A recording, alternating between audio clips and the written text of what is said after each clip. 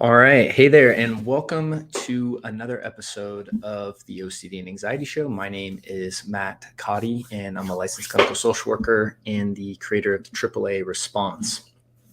So, in this episode, I want to talk about the path to recovery and what that journey looks like, and then really just the fact that it's not a straight line. There's not like this, like, hey, do these 4 steps and then you reach your destination.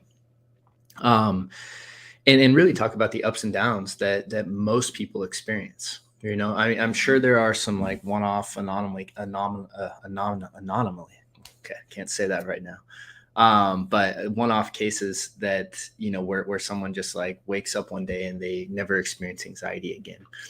People like Eckhart Tolle and things like that. But for most of us, our journey looks a little different than that. I know mine does for sure. So I wanted to just talk into that for a little bit. Um, for those of you who have listened to the show for a while, or gained and benefit from the show, we please would ask real quick that if you could support us by liking and subscribing and even leaving a review on iTunes. This just helps the algorithm of the show and helps get us out to more people and helps the search engines and stuff like that. And so if you gain from the show and benefit from the show, we really would appreciate if you'd show your support by just doing those quick tasks, just because it helps us a lot. So when we talk about the journey to recovery, here's what I think most people want it to be like or expect it to be like. And again, our expectations can work for and against us, right? Depending. So a lot of people are experiencing, by the time, usually people are seeking out help, they've been experiencing, intrusive thoughts, high levels of anxiety, panic, right? Just a kind of a barrage of symptoms. And they want to say, hey, I want to go to these many sessions and then I want to be perfectly back to, where I was before this happened. Is usually kind of the general desire. And again, I'm speaking in very broad generalities here. So it's like this is kind of what I wanted. This is what most of the people that I work with want to a certain degree anyway.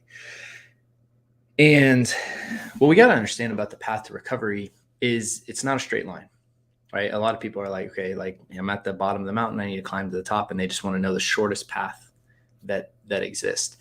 And someone explained this once, and I don't remember who, so I apologize for not giving the proper credit where it's due. But I believe it was a therapist, and they were explaining that instead of visualizing the idea of walking straight up the mountain, um, you know, that's not how most people, climb mountains, right? I mean, it just doesn't work like that.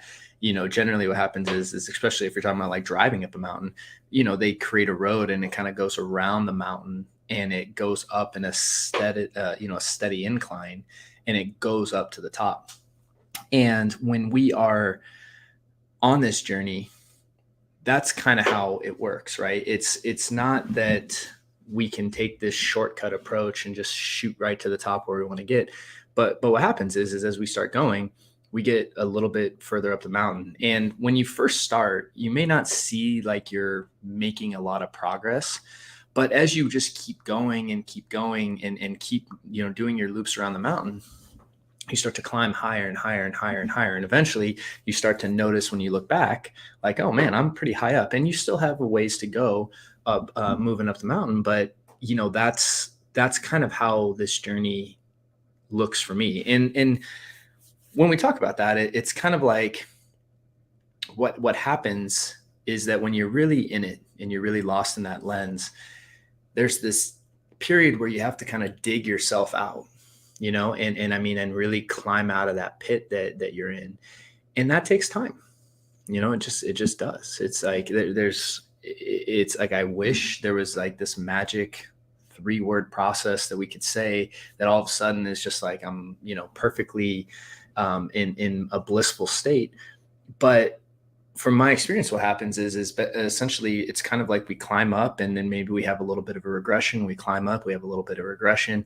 And as we're climbing out, you can start to remember that, like, hey man, like a month ago I was really in a tough place and today I feel better. And that's why whenever you're comparing and kind of analyzing how you're doing on this journey, it's important to look back and like, okay, how was I yesterday? How was I a week ago? And it's like, and kind of centering yourself in on today, because what happens is as soon as we notice symptoms, we can start to catastrophize and say, okay, well, I'm still having these thoughts, or I'm still feeling anxious. And so it means I'm not getting better. And it's like, well, that's not necessarily, that's usually not the case, right? It's really kind of a gradual incline that takes place for most people on this journey. And then what happens is throughout life, maybe you fall into, pits from time to time. And I know that's been my experience, right? It's like, I'll climb out and things will be going great. And then, some stressors in life will happen and I'll start to get more anxious and start to, and kind of fall in. And the goal of recovery is, yes, once we get out of the pit and we're really kind of, more in that collected state of mind, and our parasympathetic nervous system and our bodies are feeling more balanced, what we have been obsessing and anxious about, usually we're able to reappraise that for something is just like a thought, right? And because again, we're able to reappraise it because we're not in the lens. And oh, excuse me, sorry, I sneezed. But when you are what happens is once you get out, then the aspect is about staying out of the lens, right? That's what that next part of the recovery process is. And what happens is, what I found is, as you get out of the lens more and more, the space between when you get in the lens and out of the lens grows, and the time that you spend in the lens can start to shrink because you start to know what you're experiencing. So when you start getting anxious, you can kind of recognize it right away and start to put the tools in right away. And that decreases the amount of time you spend in that anxiety kind of cycle, and you're able to get yourself out quicker. And that is really what the recovery process is about. It's about you learning the skills so that when this, when stress happens, when your brain starts kind of, wandering and, or just coming up with all the what ifs and, starts, and your body starts to get anxious, is like, what to do right then and there. And this is why it's so important to become your own healer on this journey. And that's why the path to recovery is really about you doing the work. Because if you put your trust or your well-being, I should say, into someone else as they're your healer, and it's like that, then that person has power over you, right? Because essentially they're the only person who can help you. Anytime I work with someone, right, one of the number one things I say to people is like, at some point I never want to see you again, right? Because it's like, I want you to be out on your own, and I want you to be doing this stuff on your own. I want you to dial these skills in so you have them with you the rest of your life. And that's why it's so important. But when we're talking about the path to recovery, just realizing for yourself that it's not this straight line. There's bumps, there's ups and downs, there's setbacks. It's like all these things are part of the process. They really are. They're part of the journey and part of the growing process. And while there's a piece of me that wishes it was just like, oh, these 4 steps and then you're good. Every bump on the road, every setback, every up and down, that's, in many ways, that's a learning opportunity, right? And a growing opportunity. And there's something to take from that experience.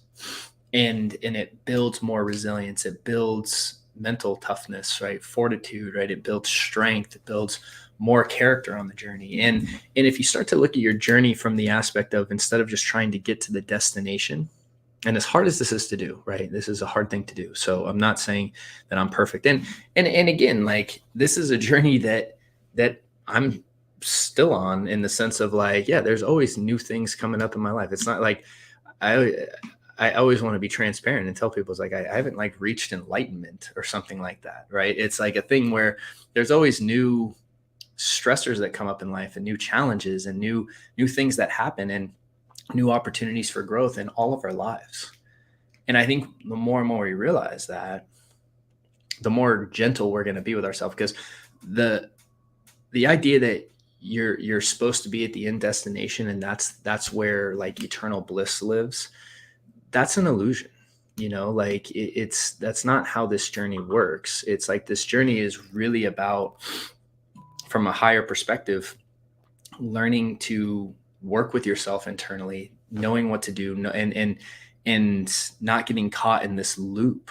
And then as the more and more we do that, yes, healing does take place, and yes, you can reach, amazing states. And yes, like the hope is to prolong those states, but things are going to happen in life. And when they stir up stuff internally, it's your ability to be with yourself and work with yourself and work through those times. And that's why it's not this straight line, right? I will say you can get yourself out of those ruts and those loops, absolutely, right? And there's absolutely proven tools to do that. And then when you do that, the idea is just to stay out of the loop. And if you get caught, if you start to go back in, it's like, oh, immediately like put the tools into place so you can get yourself back out. That is part of the recovery process. But then there's deeper levels beyond that, about challenging belief structures that you've been carrying, wounds that you've been carrying with you, all that stuff. So there's always work to be done on yourself. And so, hope that helps today. And I just wanted to kind of, share these thoughts on the path to recovery, and that it's just not a straight line, and that's not supposed to be. And just honoring your journey and not trying to rush to the destination is actually paradoxically going to get you there quicker, because you're going to be willing to go through what you need to go through and not be so resistant. So with that said, there's some links down in the notes for some free resources to help you on your journey. Also, if you're looking for help and guidance, over at restoredminds.com, we have various programs to help you. So please check those out, fill out an application, and we can review it and get back to you on what we think would be the best fit for you.